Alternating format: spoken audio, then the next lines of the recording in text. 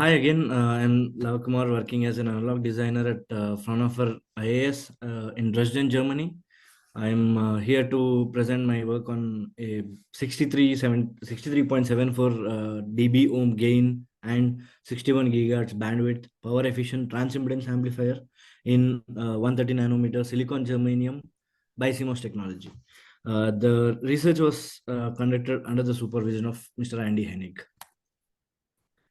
Firstly, I will briefly provide the agenda of today's presentation. I would like to start with the motivation of this work, followed by a schematic and the layout implementation of this Darlington pair TIA, overview of the results achieved from this architecture, and finally concluding the presentation with results obtained. With the evolution of internet catalyzed by the TCP IP protocols adopted in 1983, which has revolutionized global communication.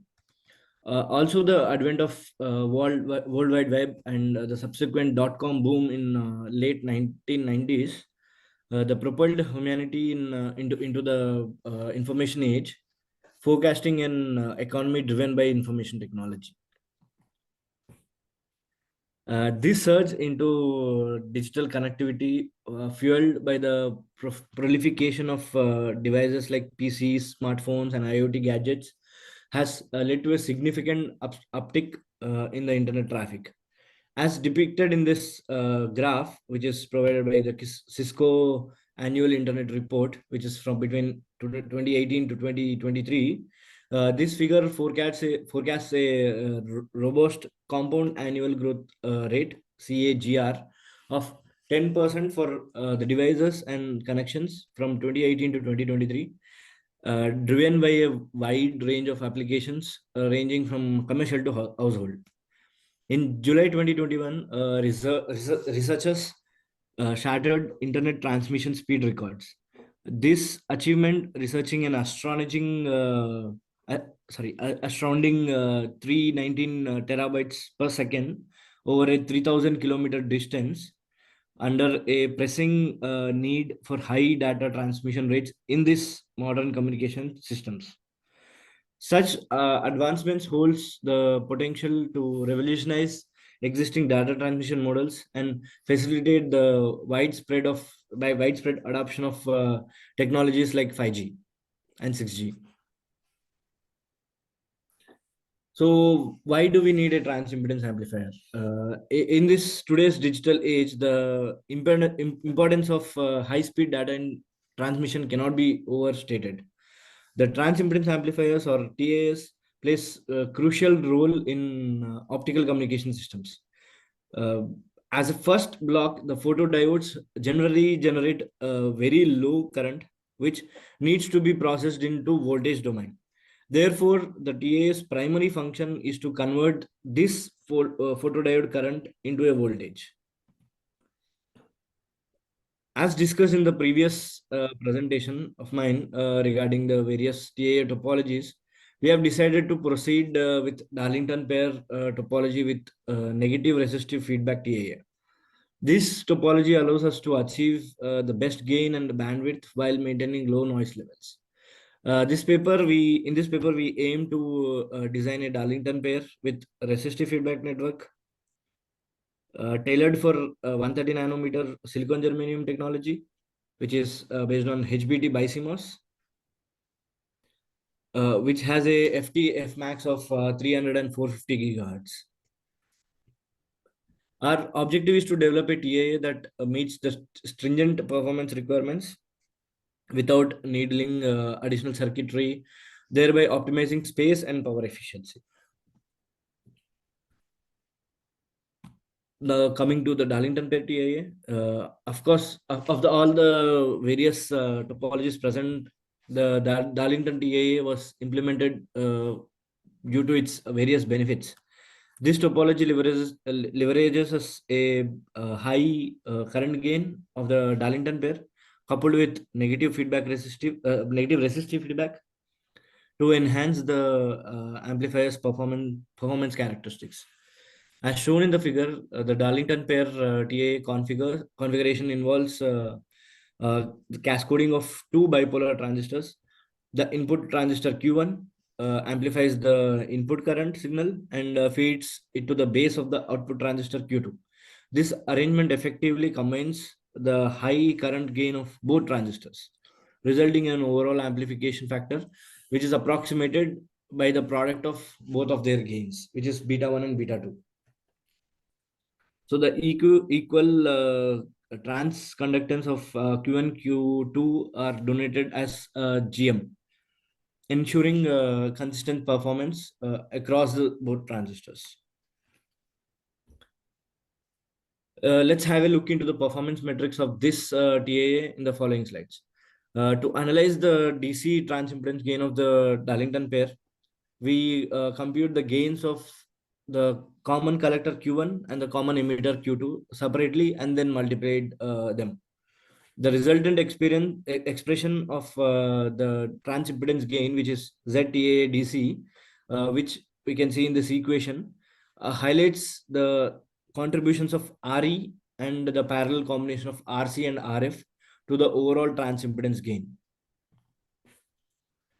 The next metric is bandwidth, which is a crucial consideration in TIA design. The Darlington pair topology is no exception for this consideration as well. By examining the dominant poles at the input and output stages, represented by P1 and P2 in the equation given here, we can understand that the relationship between these key parameters are such as beta 1, RE, RC, and RF in shaping the bandwidth performance.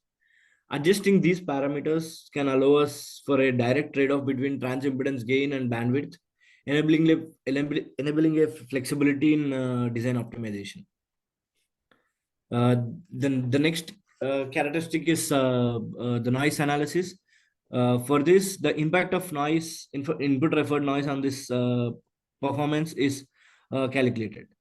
Considering various noise sources such as thermal noise from the resistor and the effective short noise from the base and the collector currents, the equation shown here provides an insight into how noise characteristics evolve with frequency and transistor parameters, offering a valuable guide for the noise performance strategies or the noise optimization strategies.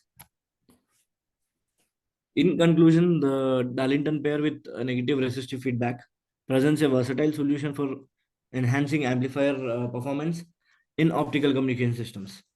By careful selecting and optimizing the key circuit parameters, the designer can achieve a desired balance between gain, bandwidth, and noise characteristics, thereby meeting the stringent requirements of the modern communication systems.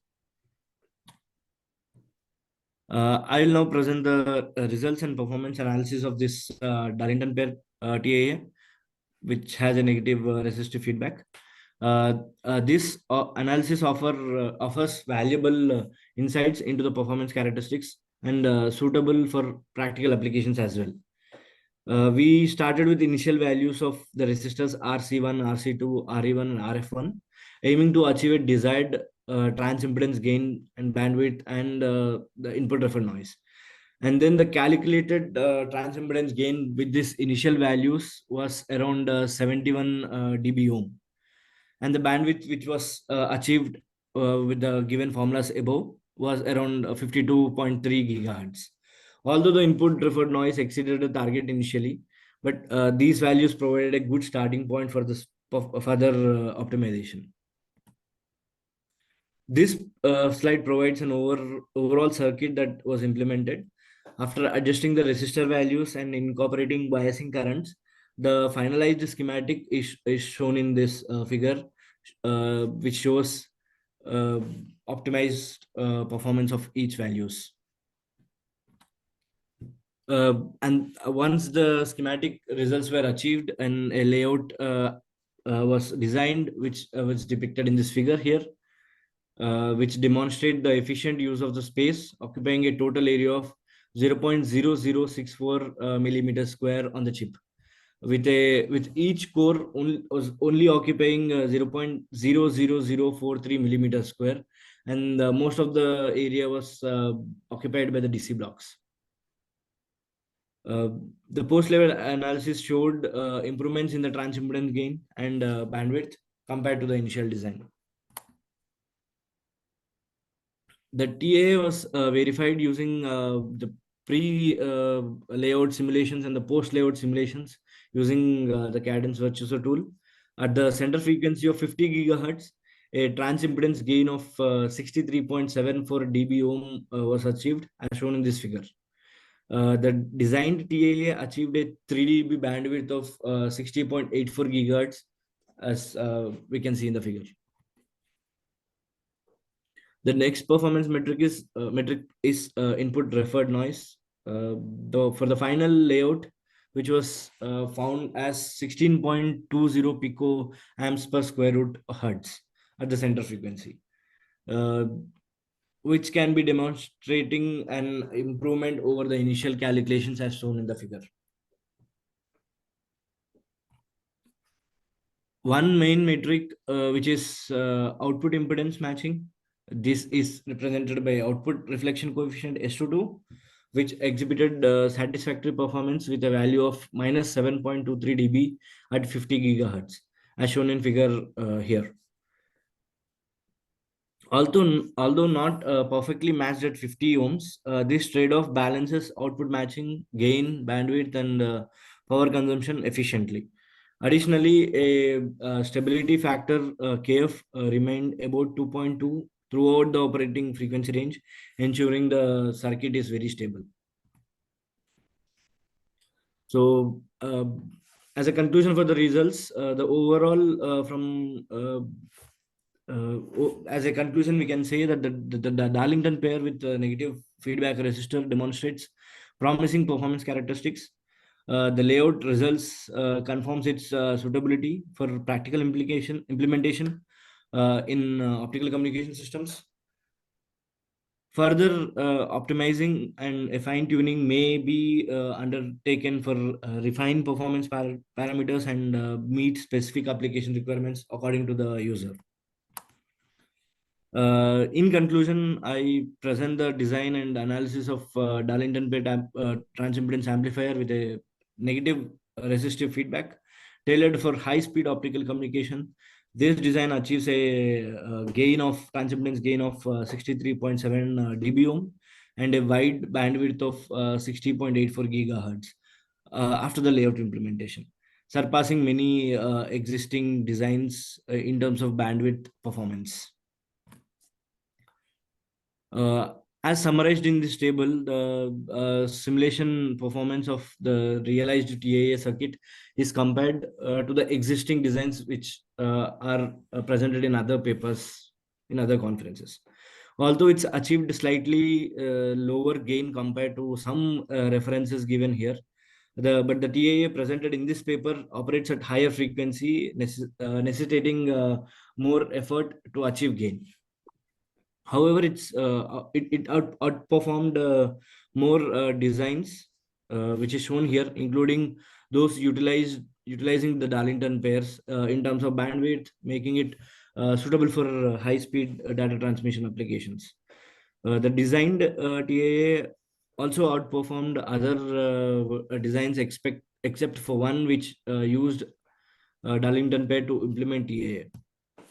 While the gain in this paper is less, it is important to note that the trade-off according to the requirement is very important for consideration. In conclusion, the designed Darlington pair TAA with resistive feedback represents a significant advancement in the field of high-speed optical communication system.